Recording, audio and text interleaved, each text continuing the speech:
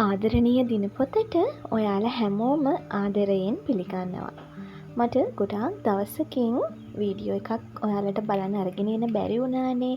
ඔන්න ඉතින් අද මම වීඩියෝ එකක් අරගෙන ආවා. ඉතින් අද මේ වීඩියෝ එකේ තියෙන්නේ මම දවල්ට උයපු රස කෑම වේලක වීඩියෝ එකක්. ඉතින් ඔයාලත් බලලා කියන්නකෝ මේ කෑම වේල කොහොමද කියලා. Dear Diary YouTube channel එක subscribe කරලා එකතු වෙන්න කියලාත් මම ඔයාලට මේ වෙලාවේදී ආදරයෙන් මතක් කරනවා. ඉතින් උයන්න යන්න කලින් මෙන්න මේ පැල ටික අපි මේ වීදුරු බෝතලයට ලස්සනට දාගමුකෝ. ඉතින් මම මේක හදාගන්නේ මගේ කුස්සියෙන් තියාගන්න. ඉතින් ඒකෙන් මගේ කුස්සියට හරි ලස්සන පෙනුමක් ආවා. ඔය තියෙන්නේ යා ලස්සනට ඉන්න විදිහ තමයි. ඒ වැඩෙත් ඉවරයිනේ. අපි දැන් යමු දවල්ට යන්න. මම අද දවල්ට රසට කිරට හොඳ අල හොද්දක් හදන්න තමයි හිතාගෙන ඉන්නේ. ඉතින් ඒකට අවශ්‍ය කරන අල ටික හොඳට සෝදලා සුද්ධ කරලා මෙන්න මේ වගේ සාමාන්‍ය කෑලි වලට මම කපා ගත්තා.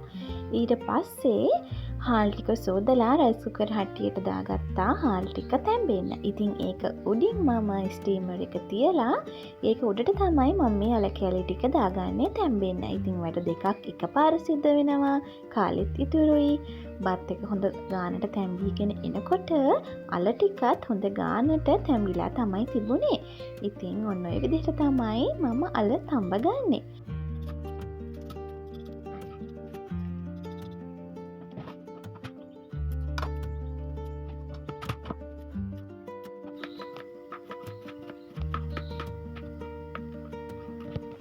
හරි අපි දැන් උයන්න අවශ්‍ය කරන අනිත් දේවල් ටික සූදානම් කරගමුකෝ.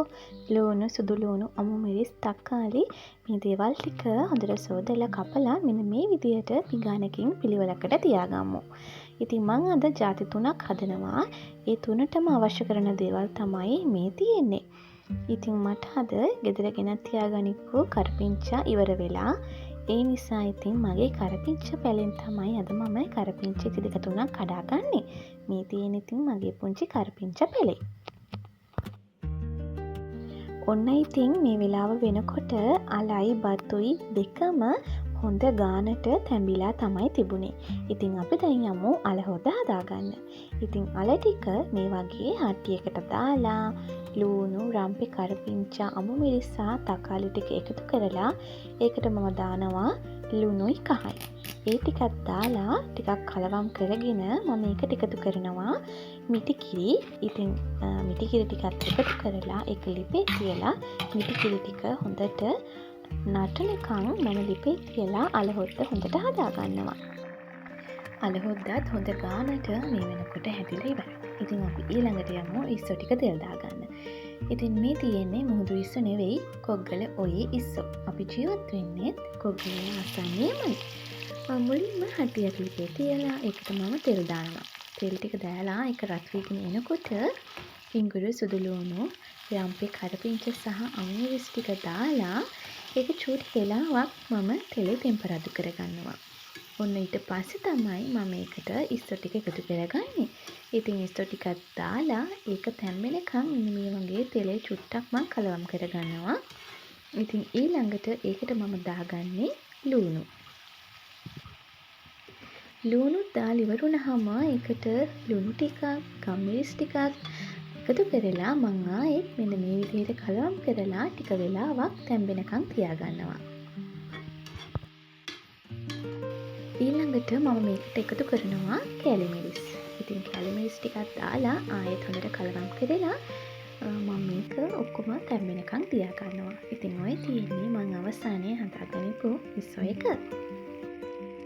කො බලන්න මේ කොළ වර්ගයේ අඳුනන අය, කාලා තියෙන අය. ඉතින් මේ තියෙන්නේ සිංගප්පූරු කොළ. හරිම රස කොළ වර්ගයක්. ඉතින් මම අද මේක තෙල් දාගන්න තමයි හදන්නේ. ඉතින් මම තෙල් දාලා ඒකට රතු ලුණු ටිකක්, සුදු ලුණු ඔය දේවල් දාලා කොළ ටිකත් එකතු කරලා ලුණුයි, කැලි මිරිස්සුයි, කහයි දාලා මේක තෙලේ ටෙම්පරාදු කරගන්නවා. ඉතින් මේ කොළ වර්ගයට අපි නම් කියන්නේ සිංගප්පූරු කොළ කියලා. ඔන්න ඔය විදිහට තමයි ඉතින් රසට පාටට හරි හරියට ගැලපෙන දවල් කෑම වේල සූදානම් වුණේ. මේ වීඩියෝ එක බලපු ඔයාලා හැමෝටම ගොඩක් ස්තුතියි. ආයෙත් වීඩියෝ එකකින් හමු වෙනකම් ඔයාලා හැමෝම සතුටින් පරිස්සමින් ඉන්න. Dear Diary YouTube channel එක subscribe කරන්න.